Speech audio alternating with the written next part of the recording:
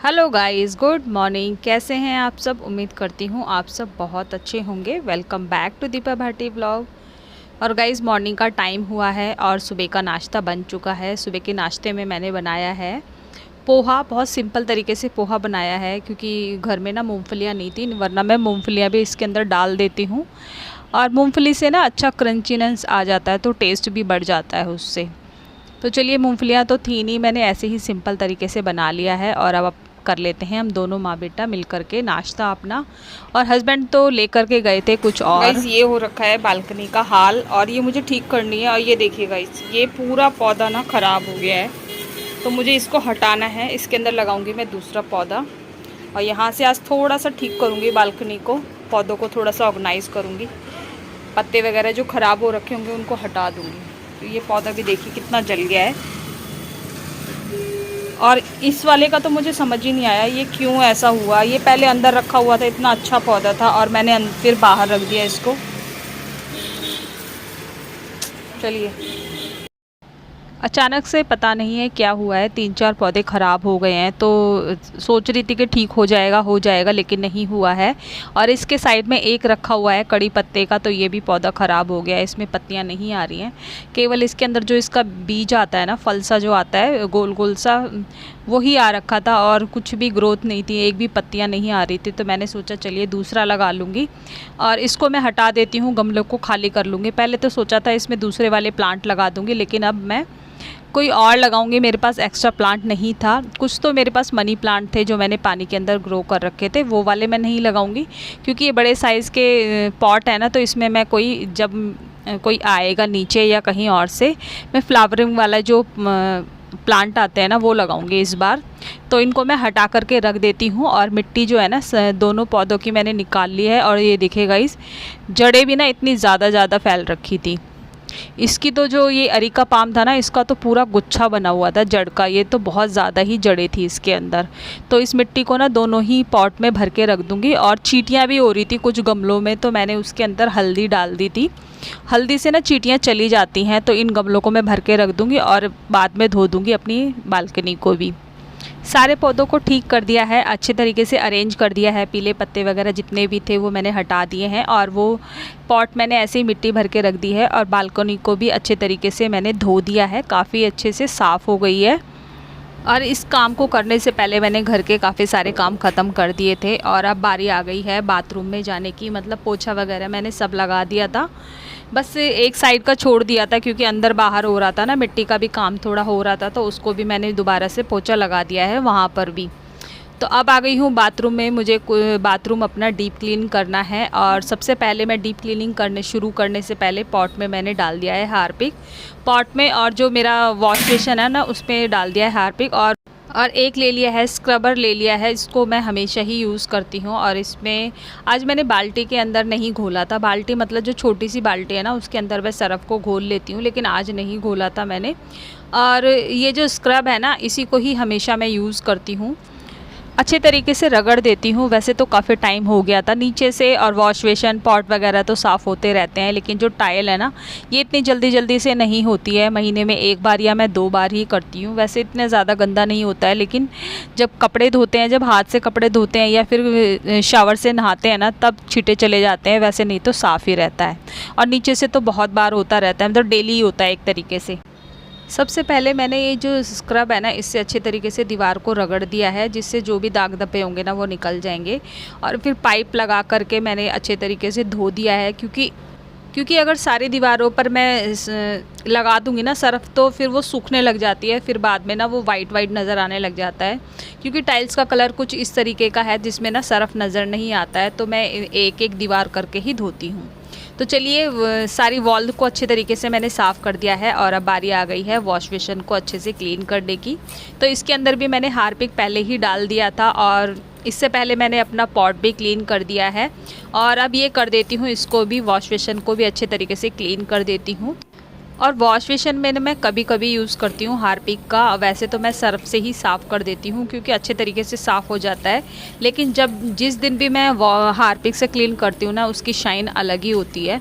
तो चलिए, wash basin भी मेरा साफ़ हो चुका था। और नीचे से ना मैंने अपना जो वो है फर्श जो है ना, उसको भी अच्छे तरीके से क्लीन कर दिया है रगड़ करके और एकदम चमक गया है। और अब बारी आ गई है बाल्टियों को साफ़ करने की। तो एक बाल्टी मैंने पहले ही साफ़ कर दी थी और ये वाली बाल्टी है, इससे हम इसको यूज़ करते हैं हम नहाने के लिए, मतलब कपड़े धोने के लिए भी यूज़ करते ही हैं, लेकिन नहाने के लिए ज़्यादा करते हैं। तो इसको भी अच्छे तरीके से क्लीन कर देती हूँ।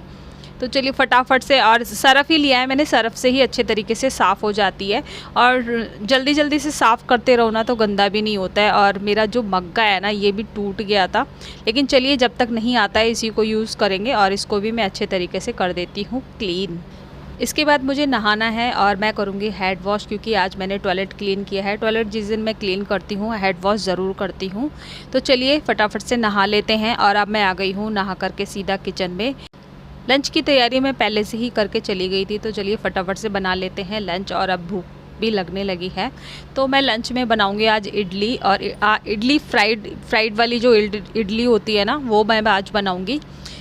तो ये देखिए गाइज़, ये जो बैटर है ना ये मैं पहले से ही बना करके चली गई थी, क्योंकि इसको थोड़ा सा टाइम देना पड़ता है। और इसके अंदर मैंने थोड़ा सा डाल दिया है बेकिंग सोडा और अच्छे तरीके से इसको मिक्स कर दूँगी, क्योंकि थोड़ा सा ना फ्लफ़ी हो जाएगा तो अच्छे से इडलियाँ बनती हैं। और मिक्स करने के बाद इसमें एक बार मैं नमक को चेक कर लूँगी। वैसे मैंने नमक डाल दिया था पहले से, लेकिन शायद कम था तो मैंने और डाल दिया है। जितना टेस्ट के अकॉर्डिंग डालते हैं, किसी को ज़्यादा अच्छा लगता है, किसी को कम अच्छा लगता है, तो मैंने नमक डाल दिया है। और अब ये जो स्टैंड है ना इडली वाले, इसके अंदर मैं लगा देती हूँ घी भी लगा सकते हैं और तेल भी लगा सकते हैं, वो डिपेंड करता है आपके ऊपर कि आपको घी लगाना है या तेल लगाना है। तो मेरे पास घी ही रखा हुआ था अभी पास में ही, तो मैंने वही लगा दिया है। तो सारे स्टैंड में अच्छे तरीके से घी लगा दिया है, इससे ना ये चिपकेगी नहीं नीचे। तो और सभी में 1 से 2 चम्मच मैंने स्पून डाल दिए हैं इसके अंदर बैटर का, क्योंकि अगर ज़्यादा डालोगे ना तो वो फूल करके बाहर आने लग जाती है। तो चलिए सारों के अंदर मैं डाल देती हूँ इडली का बैटर। और एक साइड में मैंने पहले से ही एक पतीले के अंदर पानी को बॉयल करने के लिए रख दिया है, जिससे ना जब तक मैं ये तैयारी कर रही थी पानी भी अच्छे तरीके से बॉयल हो जाए। एक हाउसवाइफ को हर चीज़ में परफेक्ट होना चाहिए, मतलब अगर नहीं आता है तो वो सीखने की कोशिश कर सकती है। तो उसी तरीके से मैं भी सीखती हूँ, तो मैं भी परफेक्ट बनने की कोशिश करती हूँ। जैसे गार्डनिंग ऐसा नहीं है कि हर कोई पहले से सीखा होता है, तो धीरे धीरे टाइम लगता है सीखने में, लेकिन सीख ही जाते हैं। उसी तरीके से मैं भी कोशिश करती हूँ कि घर के हर काम को मैं परफेक्ट तरीके से करूँ और आप सभी की उम्मीदों पर खरी उतरूँ। तो उसी की कोशिश में लगी रहती है, मैं हूँ या कोई भी हाउसवाइफ हो, तो वो कोशिश यही करती रहती है। तो चलिए वो एक तरफ मैंने इडली रख करके आ गई थी, और जब तक मेरी इडली अच्छे से बनेगी ना तब तक मैं एक साइड में लगा देती हूँ कपड़े, और तो क्योंकि बीच बीच में थोड़े बहुत और भी अलग से काम होते रहते हैं। तो चलिए फटाफट से लगा देती हूँ कपड़े। वैसे तो मुझे आज कपड़े नहीं धोने थे, लेकिन मैंने फिर भी डाल ही दिए, क्योंकि सोचा चलिए खाली टाइम है तो कपड़े भी एक साइड में धुल ही जाएंगे। और आजकल मौसम आपको सबको पता है कि कैसा रहता है। डब्बे के अंदर सर्फ भी ख़त्म हो गया था, तो ये जो पहले के पैकेट लाए रखे थे ना, इसी को ही मैं कंटेनर के अंदर भर के रख दूँगी। और एक साइड में मेरी फिर इडली भी तैयार हो गई थी, तो मैंने उसको बाहर निकाल दिया था, मतलब इससे पहले ही निकाल दिया था। डब्बे में जब सर्फ भर रही थी ना उससे पहले ही मैंने निकाल करके रख दिया था थोड़ी देर के लिए ठंडा होने के लिए। और जब वो ठंडी हो गई तो इन इडलियों को मैं निकाल लेती हूँ, और बहुत अच्छे तरीके से निकल गई है और अच्छे से बहुत सॉफ्ट बनी थी, एकदम फ्लफ़ी जैसी। तो चलिए इडली को तो मैंने निकाल के रख दिया है। इतनी देर में मैं कर लेती हूँ अपने बाकी के काम। बाकी के कामों में जैसे कि मेरे बाल झाड़ने थे, क्योंकि काफ़ी टाइम से जो ये बाल लपेटे हुए थे मैंने, क्योंकि खाने के लिए देर हो रही थी तो मैंने सोचा बीच में फिर मैं बाल झाड़ लूँगी। और क्योंकि सर पे जब ये बंधा रहता है ना तो थोड़ा दर्द सा होने लग जाता है, मेरे सर में तो बहुत होता है। तो चलिए इडली तो मेरी बन चुकी थी, दो बार इडली बन चुकी थी। मैंने इडलियाँ बना करके एक साइड में रख लिया है, और अब इसको मुझे करना है फ्राइड करने के लिए मैंने कढ़ाई के अंदर डाला है, थोड़ा सा डाला है तेल और थोड़ा सा डाला है उसके अंदर बटर। और जब वो अच्छे से गर्म हो गया था तो उसके अंदर मैंने डाल दिया है मस्टर्ड सीड्स, और उसको भुनने के बाद उसको क्योंकि अच्छे तरीके से पकाना पड़ता है, उसके बाद डाल दिया था मैंने लाल जो सूखी मिर्च होती है ना वो वाली डाल दी है। और उसके बाद एक मैंने ली थी प्याज, उसको अच्छे तरीके से कर लिया था चॉप, बारीक बारीक ही किया था। और जब वो अच्छे से भुन गई उसके बाद मैंने ऐड कर दिया है टमाटर हरी मिर्च का पेस्ट, और उसके बाद ऐड किया है इसमें कश्मीरी लाल मिर्च, जिससे थोड़ा कलर आ जाए, तीखापन ज़्यादा ना हो। और हल्की सी डाली है हल्दी, और टेस्ट के अकॉर्डिंग डाल दिया है नमक। और ये डाला है मैंने पाव भाजी मसाला, मतलब उसका फ्लेवर जो आएगा ना इडली का, फ्राइड पाव भाजी इडली बनेगी वो। तो सारे मसालों को अच्छे तरीके से पकाने के बाद मैंने डाल दिया है इसके अंदर इडलियाँ। और गाइज़ आप यकीन नहीं मानोगे, इतनी टेस्टी बनी थी ना ये, बहुत ज़्यादा। मतलब पहले वैसे तो मैं या तो सांभर के साथ बनाती हूँ या फिर इसको बनाती हूँ मैं चटनी के साथ बनाती हूँ, या तो नारियल की चटनी के साथ, या जो मूंगफली आती है उसकी चटनी के साथ, इस तरीके से बनाती हूँ। लेकिन आज मैंने ये फ्राइड बनाई थी, तो ये फ्राइड वाली जो है ना, ये मैंने आज पहली बार बनाई थी और बहुत ज़्यादा टेस्टी बनी थी ये। और कुछ इडलियां मैंने ऐसे ही रख दी हैं कि बाद में काम आ जाएंगी, क्योंकि थोड़ा सा जो इसका मसाला था ना ये कम बना था, इसी वजह से। तो चलिए फटाफट से कर लेते हैं सर्व, क्योंकि और अब तो देख करके भी ना, और जो इसकी खुशबू आ रही थी वो बहुत अच्छी आ रही थी, तो रुका भी नहीं जा रहा है। और वैसे भी खाने का टाइम हो ही गया है, तो चलिए फटाफट से करते हैं सर्व और अपनी इडली को करते हैं एंजॉय। तो चलिए आज का व्लॉग मैं यहीं एंड करती हूँ, मिलती हूँ आपसे नेक्स्ट व्लॉग में। आशा करती हूँ ये वीडियो आपको अच्छा लगा होगा। अच्छा लगा हो तो प्लीज़ मेरे चैनल को लाइक, शेयर, कमेंट, सब्सक्राइब करें। Take care.